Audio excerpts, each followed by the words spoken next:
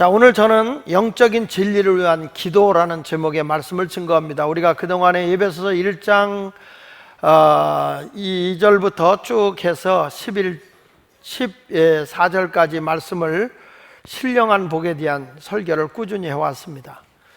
그래서 너희가 이제는 하나님이 우리가 불행한 자리에 있을 때도 그분을 찬양할 수 있고, 그분이 우리에게 주신 복은 환경을 뛰어넘는 신령한 복이었다.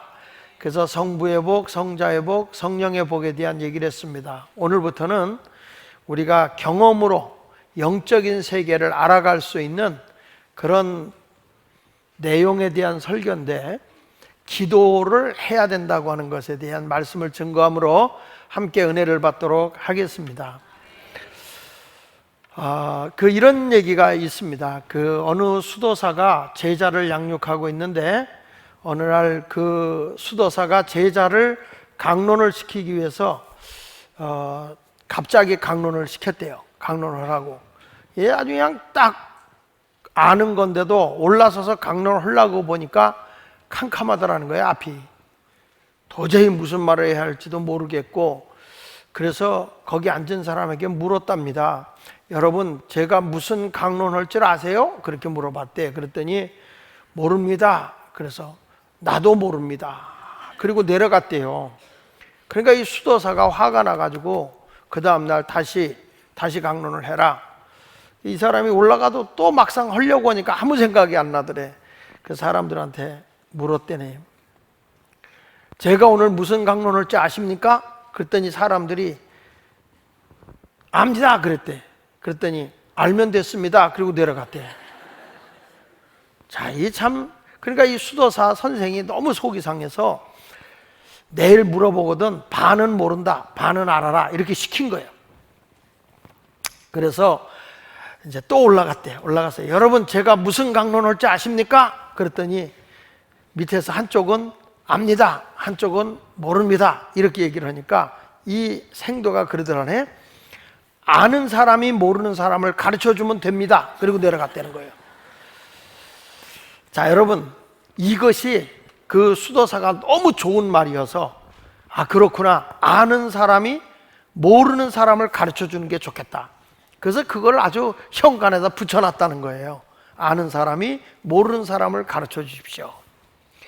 우리가 신앙생활 한다고 하는 것도 내가 영적인 세계를 모르면 아는 사람이 모르는 사람을 가르쳐 줘야 되는 거고, 또 그런 하나님을 우리가 소개해 줘야 되기 때문에 우리가 영적 진리를 깨닫기 위해서 우리 하나님과 교통할 수 있는 기도가 필요하다. 오늘 그 내용을 여러분에게 증거합니다. 첫째로는 지혜와 계시의 영으로 하나님을 알도록 기도하라 그랬습니다. 17절 보니까 17절에 이렇게 말합니다. 우리 주 예수 그리스도의 하나님 영광의 아버지께서, 다 같이 한번 읽어보세요. 지혜와 계시의 영을 너에게 주사 하나님을 알게 하시고 그랬어요. 여기서 보면 지혜와 계시의 영이라는 것은 하나님의 영, 성령입니다. 이 영적인 세계는요, 이거는 지식적으로 이해가 되질 않아요. 이해할 수가 없어요. 이건 하나님의 영이 내게 와야만 영의 세계를 알 수 있는 거거든요. 그래서 여기서 보면 지혜와 계시의 영을 너에게 주사 하나님을 알게 하시고, 이 안다라고 하는 단어가 일반적으로 개념적으로 알고 있는 것, 지식적으로 알고 있는 단어를 쓸 때는 그 헬라어로 오이다라고 얘기를 합니다. 그런데 여기서 말하는 하나님을 알게 하다라는 이거는 뭐라고 썼냐면 경험으로, 체험으로 알아가는 것, 그것을 이제 기노스코라고 얘기를 합니다. 기노스코. 그러니까 여기서 너희가 하나님을 알아라, 그 말은 기노스코입니다. 경험으로 알라는 것입니다. 막연하게 아는 게 아니라 하나님을 경험으로 알라는 거죠. 우리 지난번에 우리 교회에서 그 강론 하셨죠. 그 엄마의 반성문이라는 책을 쓴 분이 오셔서 그 엄마가 자녀들을 어떻게 교육을 해야 되는지, 자기가 정말 최고의 엘리트가 되는 아이들을 키우려고 했지만 나중에 가서 보니까 이 아이들이 다 문제아가 되고 말더라는 거예요. 학교도 자퇴하고 자해를 하게 되고 막 죽는다고 그러고, 엄마가 굉장히 훌륭하게 애들을 키운다고 했는데 경험으로 보니까 이거는 엄마가 아이들을 키운 게 아니라 엄마의 어떤 명예욕을 위해서 아이들을 감시하고 아이들을 어떻게 풀빵으로 이렇게 붕어빵 만들듯이 복제용 같이 이렇게 만들려고 했다. 이제 그것이 자기에게 굉장히 치명적이었다. 그래서 엄마의 반성문이라고 하는 글을 썼어요. 아주 쉽고 잘 썼더라고요. 근데 그 책 내용 가운데 보면 유대인들이 교육하는 자녀 교육하고 한국 사람이 교육시키는 것과는 많이 다르더라는 거예요. 그러니까 유대인들은 어떤 사람이냐 그랬을 때 유대인들은 진로 교육을 시키고 한국 사람들은 학습 교육을 시키더라는 거죠. 그러니까 진로 교육은 뭐냐 하면 이 사람들이 참 잘하고 제가 무슨 재능 있고 무엇을 좋아하고 어떤 걸 즐기고 있구나, 그런 분야를 계속 아이를 발전시켜 나가도록 돕는 것이 진로 교육이고, 한국의 교육은 못하는 것만 집어내서 너는 왜 이걸 못하냐, 야 이걸 어떻게 틀릴 수가 있냐, 근데 그 엄마도 그 전에 틀린 거거든. 그런데도 그냥 우리 애가 왜 그때 이런 것도 못해? 야 이 바보냐 너는? 이런 식으로 윽박질러서 자기는 하기 싫은 건데도 자꾸 하게끔 만들어가는 그 교육이 학습 교육이라는 거예요. 이것이 한국의 아이들에게는 굉장히 스트레스가 되고 마음의 상처가 된다는 거예요. 근데 우리가 어떤 교육이 돼야 되느냐, 잘하는 것을 계속 잘하게 칭찬하면 사람이 어떤 일이 일어나냐면 자신감을 갖는다는 거죠. 사람이 아이고 잘했어, 그래 너 이거 정말 대단하구나, 이러면 자신감을 갖는데 자꾸 이것도 못해? 너 바보냐? 너 멍청이냐? 너 쪼다냐? 들떨어졌냐? 내가 너를 낳고 미역국을 먹은 게 후회스럽다, 이런 말하는 사람 여기도 지금 4명 있잖아. 예. 그러니까 이런 것은 결국에 아이들에게 뭘 잃어버리는 거예요? 자신감을 잃어버리는 거예요. 난 그래서 우리 애들이 이런 애들이 있어요. 나 이런 거 해보고 싶어요, 이런 거 해보고 싶어요. 그러면은 해봐 막 이러고 싶어요. 해봐. 그래서 옛날에는 가다가 아니 가면 못하니라 그랬지만 요즘에는 가다가 아니 가면 안 간 것만 이익이다, 간 것만큼 이익이다. 괜히 얘기했네. 여러분 보니까 심각하게 받아들일 필요는 없어요. 자, 그래서 여기서 너희가 하나님을 안다고 하는 것은 어떤 걸 얘기하냐면 지식적으로 경험적으로 알아가야 된다는 거예요. 성경에 요한복음 17장 3절에도 이렇게 말합니다. 영생 곧 유일하신 참 하나님과 그가 보내신 자 예수 그리스도를 아는 것, 이 안다고 하는 것은 경험으로 지식적으로 인격적으로 관계를 맺고 알아가는 것이죠. 우리가 지식적으로만 이해하는 걸 성경은 귀신의 믿음이라고 그랬어요. 너희가 하나님의 한 분인 걸 믿느냐? 잘하는도다. 귀신들도 믿고 떤다 그랬어요. 귀신도 알아요. 여러분들이 혹시 그런 분이 있을 거예요. 궁금하면 여러분 한번 가보세요. 뭐냐면 예수 믿는 사람이 이 점하는 사람들 있잖아요. 근데 이렇게 배워서는 점하는 사람 말고 진짜 신내려서 하고 있는 무당집에 이렇게 가잖아요. 가면은 그들이 금방 알아요. 예수 믿는 사람을 금방 알아요. 그래가지고 예수쟁이는 왜 왔냐? 물러가라 이래요. 금방 쫓아내요. 귀신이 하나님의 영을 받은 사람이 큰 신인 걸 알아요. 그래서 무당신들은 예수 믿는 사람이면 신이 꿈쩍을 못하기 때문에 귀신들이 신내림이 없어요. 그래서 쫓아버리거든요. 그러니까 여러분들이 진짜인지 아닌지 궁금하면 한번 가볼 필요가 있어요. 근데 만약에 내가 예수 믿는데 갔는데 그 사람이 점을 본다, 이건 가짜야. 근데 진짜는 예수 믿는 사람 왔냐고 이렇게 쫓아버려요. 그렇지 않으면 여러분이 가짜든지. 이게 영의 세계는 알아요. 그래서 여러분 특별히 우리는 신당동에 있잖아요. 신당동에는 신당이 많아요. 여러분들이 예수 믿는 사람들이 간다 그러면 신이 알아보기 때문에 오늘 여러분들은 이 지식적인 믿음이 아니라 경험으로 하나님을 알기를 바랍니다. 그러니까 우리가 예수를 믿자, 인격적으로 예수를 만나지 않았음에도 내가 얼마든지 목사 노릇도 할 수 있고 내가 귀신도 쫓아낼 수 있고 능력도 행할 수 있어요. 그런데 주님은 진정으로 저가 예수 그리스도를 믿는 사람이 아니니까 모른다고 하는 거예요. 성경 말씀 마태복음 7장 21절로 23절에 보면 나더러 주여 주여 하는 자마다 천국에 들어가는 게 아니라 다만 하늘에 계신 내 아버지 뜻대로 행하는 자라야 들어간다 그랬거든요. 그날에 많은 사람이 나더러 이르되 내가 주의 이름으로 무슨 노릇도 했다고요? 선지자 노릇, 목사 노릇도 했고 주의 이름으로 귀신도 쫓아내고 주의 이름으로 권능을 행하지 않았습니까? 그런데 주님은 뭐라? 그때 내가 말하되 내가 도무지 너를 알지 못한다. 불법을 행하는 자들아 내게서 떠나가라. 그러니까 이 교회를 다니는 게 중요한 게 아니라 예수가 그리스도이심을 믿고 나의 구세주고 나를 죄 가운데서 건져주시는 그분임을 알아야 되는 거예요. 이게 어떻게 하느냐? 경험으로 아는 것이죠. 그래서 구약에서는 안다라는 단어를 야다라는 것은 동침한다 이런 말이잖아요. 여러분 연애할 때 사람을 알 것 같지만 10년을 연애해도 그 사람 몰라요. 같이 살아봐야 하는 거예요. 연애할 때는 의자도 끌어주고 여기 앉아, 맛있는 거 뭐 시켜, 뭐든지 시켜줄게 이렇게 하면서 자꾸 그래요. 먹어보고 맛있으면 아 이거 먹어봐 그러잖아요. 결혼하고 나서는 그때부터 그거 없어요. 무슨 의자를 끌어다 주기는 네가 알아서 끌어 이러는 거죠. 벌써 달라요. 맛있는 것도 주면서 맛있네 지만 먹어요. 그러다가 딱 먹다 짜다 먹어봐 이러는 거예요. 그 맛이 없을 때 먹으라고 주는 거예요. 그러니까 사람이 살아보면 이 사람이 이런 사람이었어 이렇게 알게 되는 거죠. 그러다 보니까 옛날부터 그런 얘기잖아요. 5년에서 7년 사이가 권태기라고 그러잖아요. 이런 인간이었어? 이런 사람이었어? 이런 여자였어? 그런 게 남자만 그런 게 아니에요. 여자도 어느 때 가서 보면 참 곱상하고 예쁘고 너무 좋은데 세상에 화가 나니까 막 육두문자가 날아가고 막 개가 저기 막 달려가 막 그냥 뭐 강아지도 막 뛰어다니고 막 이런 모습.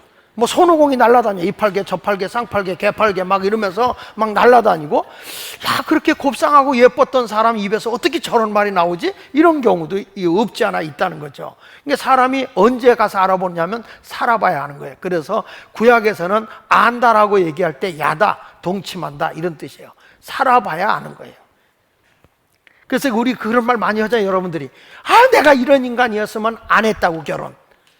그렇죠? 성가대 지금 2명 그런 말을 하잖아요. 그런데 사람이요 그럼에도 불구하고 다듬어지면 고쳐지면 그게 다듬어지지 않은 보석이거든요. 그걸 잘 다듬으면 진주가 되는 건데 그 안에서 그걸 못 넘어가 가지고 다듬어지질 못하는 거예요. 자, 그래서 여러분들이 어떤 사람이냐 영적 경험을 통해서 하나님을 알아가시기를 예수 이름으로 축원합니다. 기드온이라는 사람이 미디안 군사가 자꾸 이스라엘을 쳐들어와서 불안하게 하여 걱정이 많아요. 그러니까 늘 불안하게 지내는데 어느 날 하나님께서 이 기드온에게 두려워하지 말라는 거예요. 내가 너와 함께 해주겠다는 거예요. 그랬더니 하나님이 나와 함께 한다는 증거를 보여주세요 그런 거예요.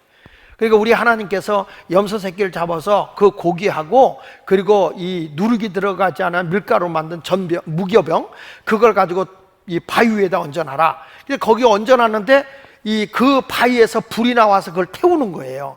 그걸 태우는 걸 보면서 이 기드온이 이게 하나님이 역사하는 걸 내가 봤다 그러고 두려워하니까 하나님께서 이렇게 말씀해. 여호와께서 그에게 이르시되 너는 안심하라 두려워하지 말라 죽지 아니하고 너는 산다. 그러면서 사사기 6장 24절에 기드온이 여호와를 위하여 거기 제단을 쌓고 그것을 여호와 샬롬이라 하였더라. 그것이 오늘까지 아베셀 사람에게 속한 오브라에 있더라. 이게 무슨 얘기냐면 여호와 샬롬이라는 말은 평강의 하나님이라는 거예요. 너 지금 환경을 바라보고 여러 가지 때문에 두려워 떨고 있는데 두려워하지 마라. 나는 너에게 평안을 준다. 그래서 여호와 샬롬 평강의 하나님이라는 말이에요. 여러분 이 기드온이 이 하나님을 경험하고 났더니 하나님이 너를 지켜줘, 너를 보장해줘. 그러니까 두려워하지 마라. 우리가 세상을 살아가다 보면 자기도 모르게 막 불안하고 초조해질 때가 있어요. 내가 기도를 많이 했는데도 아직 계속 마음이 불안하다. 이건 성령의 응답이 아니에요. 내가 환경적으로 달라진 게 없는데 기도하잖아요. 마음이 평안함이 와요. 옆에서는 막 파도가 치고 막 풍랑이 일어치고 곧 내가 뭐 파도에 삼켜버릴 것 같은 그런 그 환경이라 할지라도 하나님의 은혜가 내게 오면 평안함이 와요. 그때 우리는 뭘 하냐? 만나는 사람에다 내 환경을 뛰어넘어서 샬롬 이렇게 얘기하는 거예요. 여호와 샬롬 평강의 하나님 평안하세요 이렇게 하는 거예요. 옆에 사람 만날 때마다 샬롬 평안하세요 평강의 하나님. 근데 이 사람의 얼굴을 보면 하나도 이 집안의 형편을 보면 평안할 게 없어요. 그럼에도 불구하고 마음이 평안함이 넘치는 거죠. 이게 여호와 샬롬인 거예요. 옆에 사람과 한번 해볼까요? 여호와 샬롬 평안하세요 이렇게 하세요. 평안하세요. 이렇게. 예. 이것은 누가 한 거냐 그랬을 때 이 불안 속에서 그 전쟁이 계속 일어나려고 하는 불안함 속에서도 하나님이 함께 해주므로 내가 너에게 평강을 준다. 그래서 그가 외치고 갈 때마다 하나님은 평강의 하나님이야, 평안의 하나님이여, 나를 평강케 해주셔, 이렇게 해주시는 하나님을 우리가 고백할 수 있어야 되는 거예요. 이게 뭐냐? 체험했을 때 그게 나오는 거죠. 체험이 안 하면 그게 안 되는 거예요. 저도 목회를 하면서 막 시련이 오고 어려움이 왔을 때 막 불안하죠. 환경적으로 어려움이 올 때가 있잖아요. 근데 그때 가서 산에 가서 금식하고 막 기도하면 하나님이 응답이 올 때는 평안하고 마음에 이런 마음을 줘. 두려워하지 마라. 편안하게 내려가라. 내가 함께 해줄 거다. 그 응답을 듣고 와보면 그렇게 막 파도치고 어려웠던 교회가 잠잠해지고 그렇게 말씀을 읽겠던 사람들이 아유 목사님 죄송합니다. 다음부터 안 그럴게요. 그러다가 또 어느 날 보면 또 그 풍랑이 일어나고 그러다가 또 기도하다 보면 또 평안해지고 이런 거예요. 인생에 살아가는 게 꼭 이렇게 파도치는 것 같아서 흥할 때가 있으면 쇠할 때가 있는 거예요. 좋을 때가 있으면 나쁠 때가 있는 거예요. 기쁠 때가 있으면 슬플 때가 있는 거예요. 형통할 때가 있으면 불통할 때가 있는 거예요. 그런 상태에서도 주님은 내 길을 인도하셔 걱정하지 않고 가는 평안의 하나님을 고백할 수 있는 여러분이 되시기를 바랍니다. 그리고 또 아브라함은 어떤 하나님을 고백했냐면 준비해 주시는 하나님을 고백해요. 준비하시는 하나님. 자, 하나님께서 이삭을 제물로 드리라고 그래서 모리아 산을 향해 가서 드리려고 하는데 하나님이 멈추라는 거예요. 그 이삭을 제물로 못 드리고 멈추는데 그때 하나님께서 옆에를 봐. 그 옆에를 보니까 큰 순양이 뿔이 나무에 걸려서 도망을 가지 못하죠. 너는 저 순양을 취해서 제물을 드리고 하나님께 예배 드리라는 거예요. 그때 이 아브라함이 뭐라고 하냐면 내가 하나님의 뜻대로 살려고 할 때 필요한 것을 아시고 준비해 주시는 하나님, 아시고 준비해 주시는 하나님을 그가 고백하면서 여호와 이레 이렇게 고백을 하는 거예요. 경험을 해본 사람은 알죠. 난 아무것도 없어요가 아니라 하나님의 뜻을 따라 생활하면 여호와 이레의 하나님, 준비해 주시는 하나님을 여러분은 경험하게 되는 거예요. 준비해 주시는 하나님. 할렐루야. 저도 목회를 하면서 어려움이 올 때도 있었죠. 먹을 끼니도 없을 때도 있었죠. 그런데 희한해요. 굶을서 오늘은 저녁을 못 먹겠다 하면 끼니를 누군가가 갖다 줄 때가 있어요. 참 공평하신 하나님 준비해 주시는, 목회를 못해서가 아니라 이 어떤 시골교회 목사님이 양식이 없다고 의들어 와서 그걸 다 주고 났는데 우리 집에 쌀 떨어진 걸 내가 모르고 다 준 거예요. 그런데도 지나고 보면 하나님이 필요할 때마다 공급해 주시는 거예요. 제가 우리 교회를 지을 때 일하는 분들의 식사 대접을 해줘야 되는데 식사 대접을 해줘야 되는데 돈이 없는 거예요. 돈 한 푼도 없어요. 그래서 제가 30만 원 가지고 이분들을 식사 대접해야 되는데 없다. 이게 초창기 교회 질 때죠. 1989년도쯤인가 그때 때문에. 그런데 돈은 한 푼도 없고 그런데 제가 그 옛날에 그 무너졌던 아파트, 신당 아파트 거기에 살 텐데 거기서 살고 있는데 밑에 사는 왕심이 장로교에 다니는 할머니 한 분이 날 찾아왔어요. 목사님, 내가 오늘 새벽 기도를 하는데 목사님 30만 원 필요하대. 갖다 드리래. 이 할머니가 30만 원을 갖다 주는 거예요.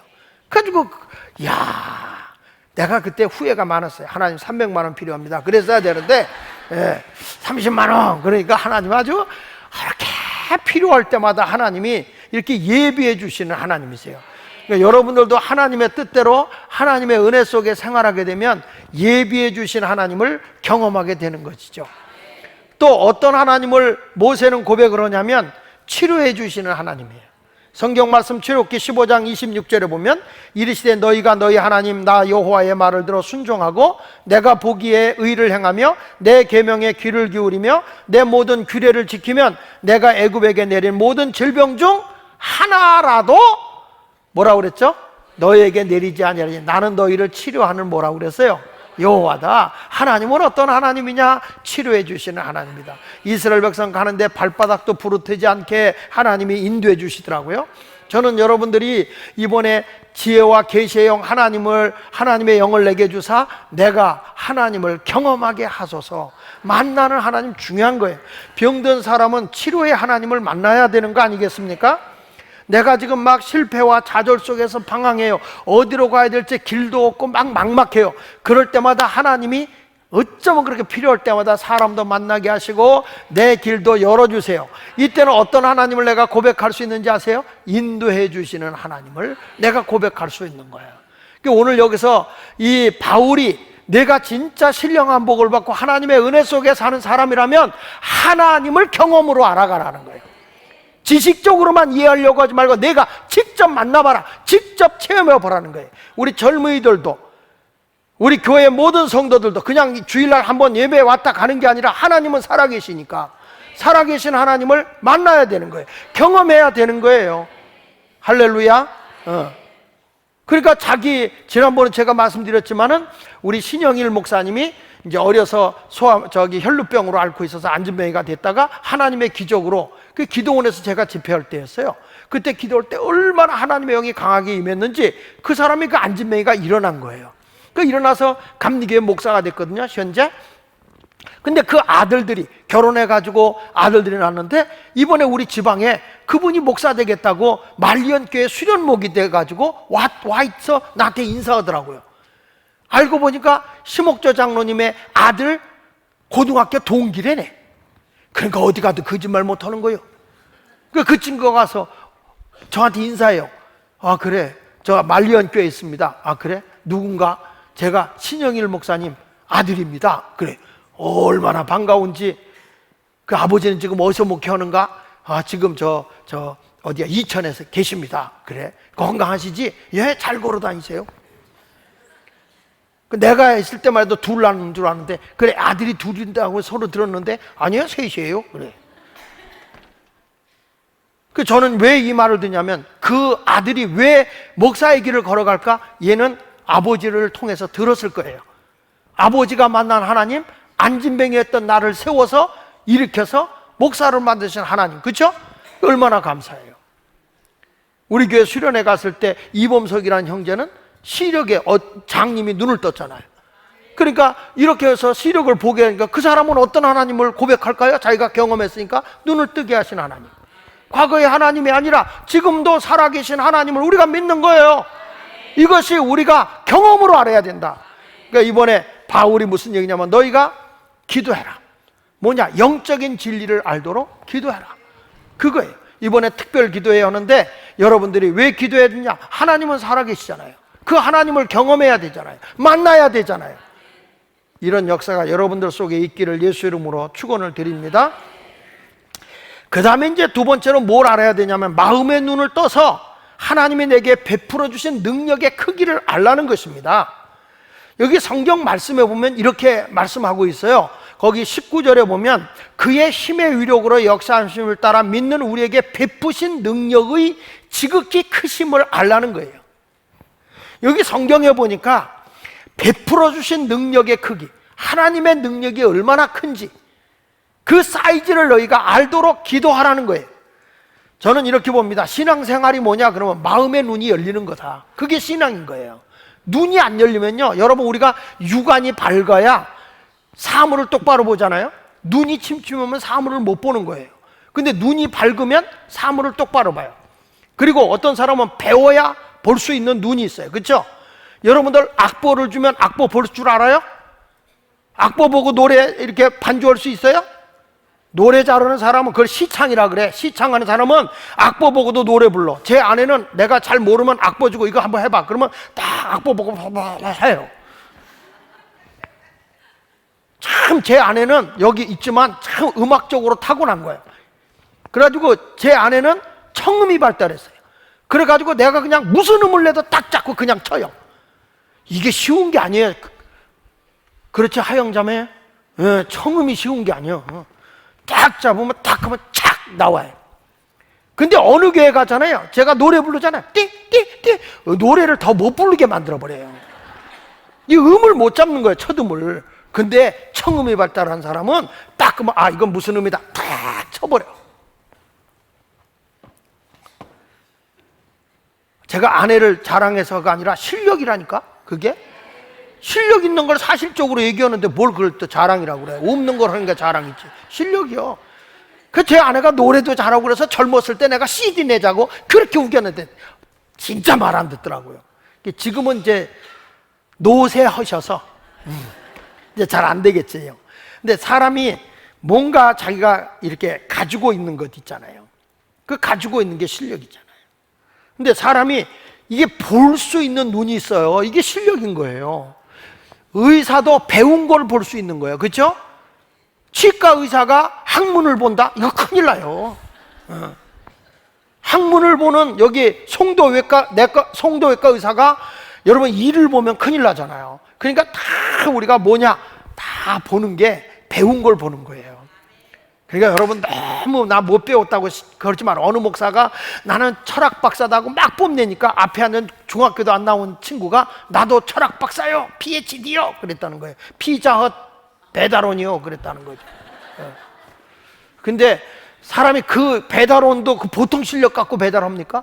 목사님 뭐 오토바이 타고 피자 배달하라 그러면 가다가 교통사고로 죽을 거예요.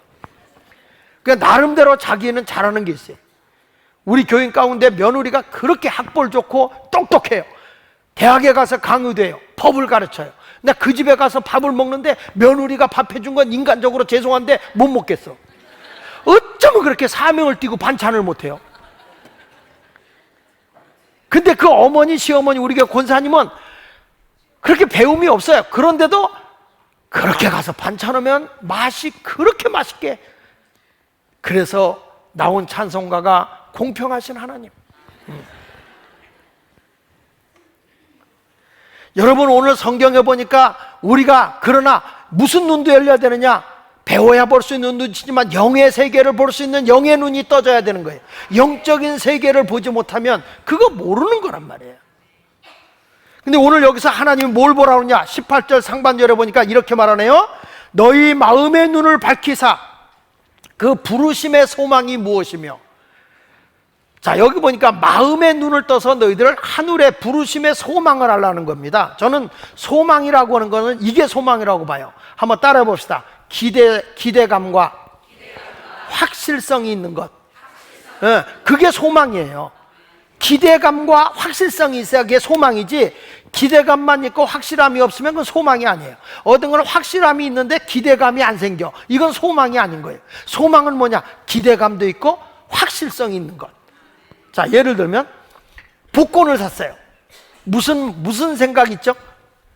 복권을 샀어. 왜 샀어요? 정신 차리고 제 말 좀 대답 좀 해주세요. 자, 복권을 사면 뭐가 생겨요? 기대감이 생기죠. 무슨 소망이 생겨요? 기대감이 생겨요. 기대감이. 그렇죠? 기대감에서 이게 될까? 그런데 이게 안 될 수가 많죠. 그러니까 뭐예요? 확실성이 없어요. 이건 뭐죠? 소망이 아닌 거예요. 기대감은 있는데 확실함이 없으면 소망이 아닌 거예요. 그 반면에 확실함은 있는데 기대가 안 생겨. 예를 들면 여러분 죽는다는 거 확실하죠? 확 죽는다는 거 확실하죠? 돈을 벌면 뭐 내야 된다는 거 확실하죠? 세금 내야 된다는 거 확실하죠? 여기는 안 내? 다 도둑놈들이요? 예. 세금 내잖아요. 그러면 이 죽음과 이 세금을 내는 거에 대해서는 확실한데 이것이 나에게 뭘 해주겠다는 기대감은 있나요? 없죠. 그건 소망이 아닌 거예요. 그러니까 이 두 가지가 같이 있어야 소망인 거예요. 기대가 되고 미래가 확실하게 된다. 우리 아이들이 소망 있는 아이다 그러면 소망 있는 애들의 비전과 꿈을 보면 쟤들은 기대감과 확실한 뭔가 내일이 있어요. 이런 사람은 소망의 사람인 거예요. 여러분은 소망의 사람입니까? 절망의 사람입니까? 우리 가정은 소망의 가정입니까? 절망의 가정입니까? 예, 나는 여러분들이 오늘 이 시간에 기대감과 확실성 있는 그런 소망을 갖는 성도들이 됐으면 좋겠어요. 그 주님이 지금 뭐라고 했냐면 너희 마음의 눈을 밝히사 그 부르심의 소망이 무엇이며. 그러니까 사람이 이 소망을 가지면 1%를 바라보고도 달려간다고요. 왜냐? 내일에 대한 기대, 내일에 대한 기대, 미래에 대한 확실, 이것만 있으면 오늘의 고생도 오늘의 아픔도 아프다 하지 않냐고 달려갈 수 있는 거예요. 이런 소망을 갖기 위해서 기도하라는 것입니다. 하나님께서 왜 우리를 택하 주셨느냐? 택하 주신 것은 너희를 거룩하고 흠이 없는 사람으로 만들기 위해서라는 거예요. 이제부터 부르심의 소망을 가지고 살아가시기를 축복합니다.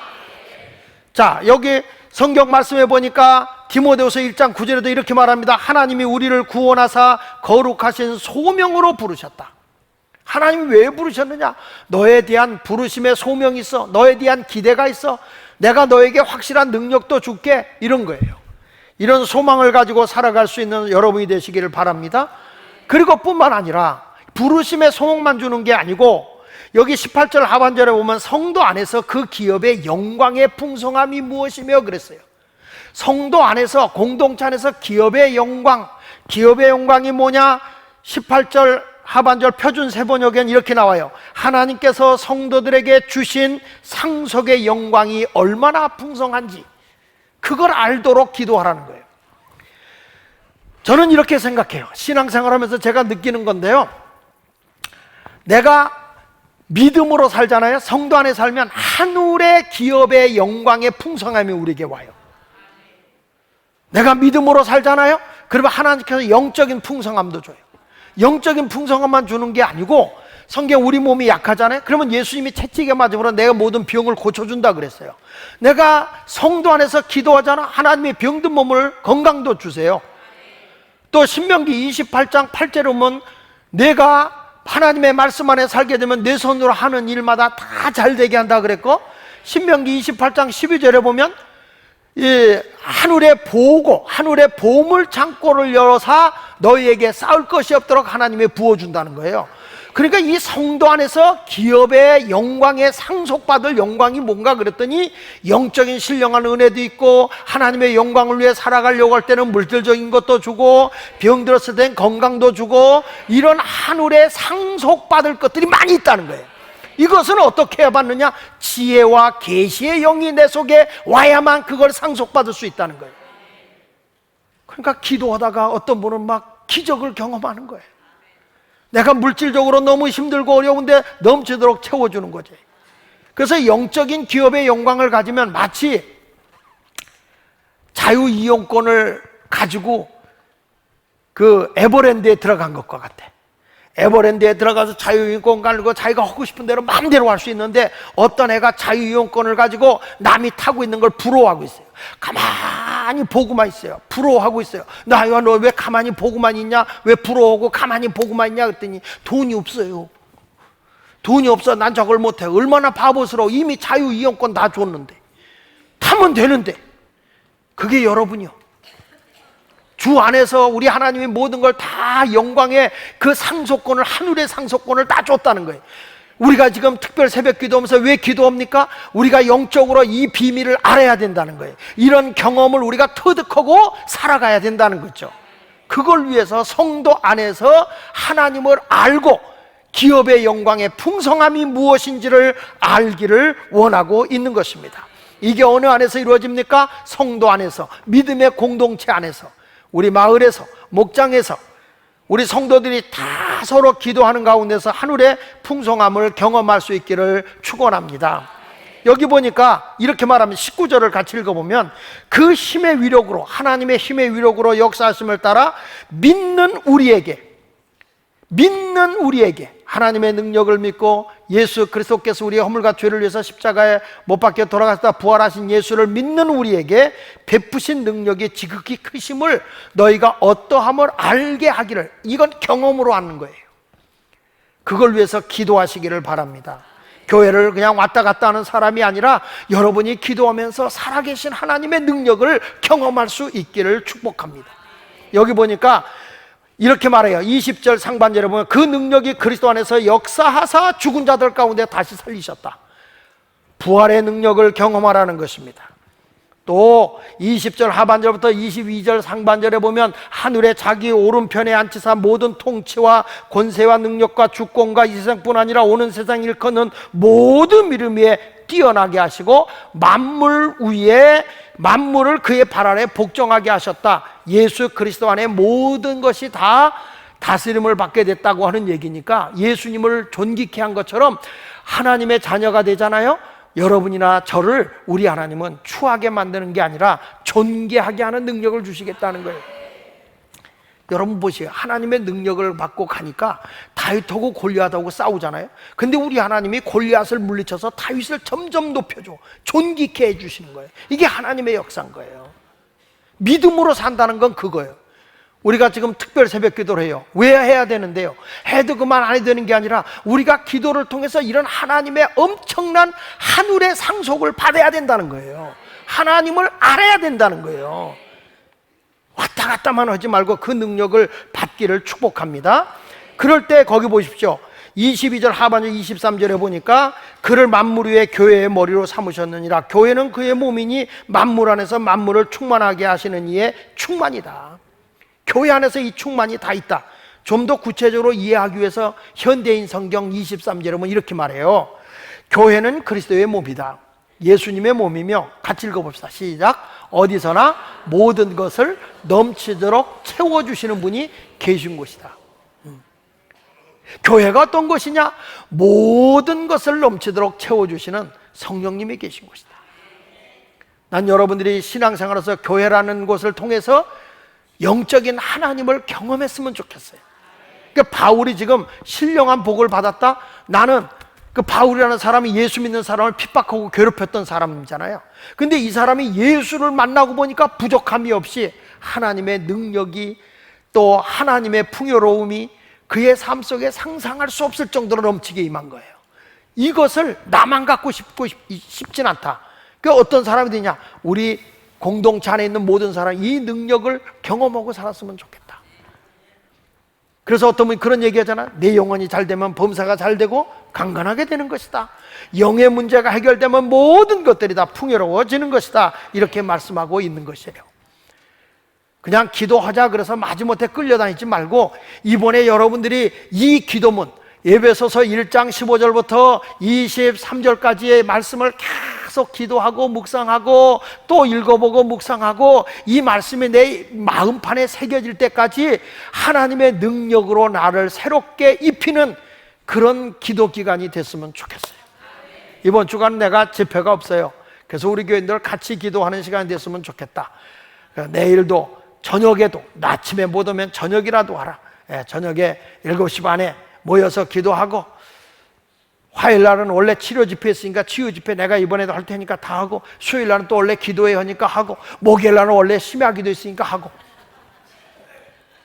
이렇게 우리가 기도를 통해서 하나님을 경험할 수 있는, 하나님의 능력을 체험할 수 있는 우리 예수마을교회 모든 성도들이 되길 바라고, 하늘에 어마어마한 그 하나님이 쌓아놓은 능력을, 그 상급을 상속받으시기를 예수 이름으로 축원합니다.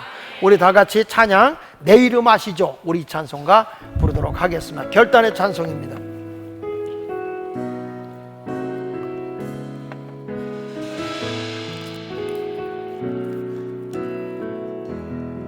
나를 지으신 주님, 나를 지으신 주님, 내 안에서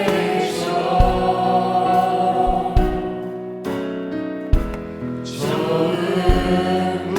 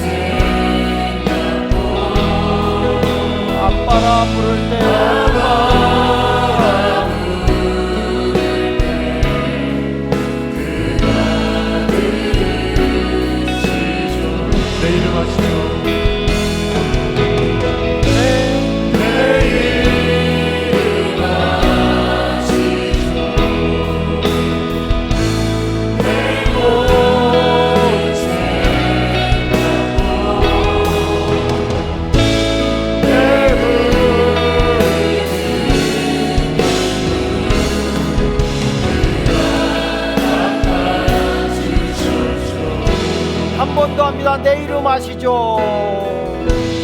내 모든 생각도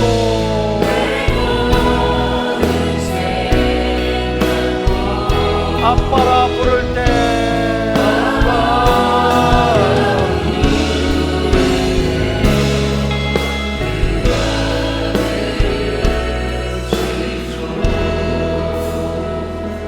눈을 감으시고 사랑하는 여러분, 이 시간에 결단 기도하겠습니다. 우리가 신앙생활하면서 영적인 깊이를 알면 하나님을 경험으로 알게 되고 하늘의 그 풍요로운 능력을, 그 영광을 상속받을 수 있습니다. 하나님 나라의 모든 것은 풍요롭습니다. 그리고 신령한 은혜와 능력이 있습니다. 우리에게 건강도 있고 우리에게 천국도 있습니다. 하늘의 놀라운 평강도 우리에게 있습니다. 하나님, 우리가 지혜와 계시의 영을 우리에게 주사 하나님을 알게 하시고 부르심의 소망이 무엇이며 성도 안에서 기업의 영광의 그 풍성함을 알게 하여 주옵시고 교회 안에서의 충만함이, 풍성함이 넘쳐나게 하여 주옵소서. 우리 다 같이 한 음성으로 기도하겠습니다. 살아계신 하나님 아버지,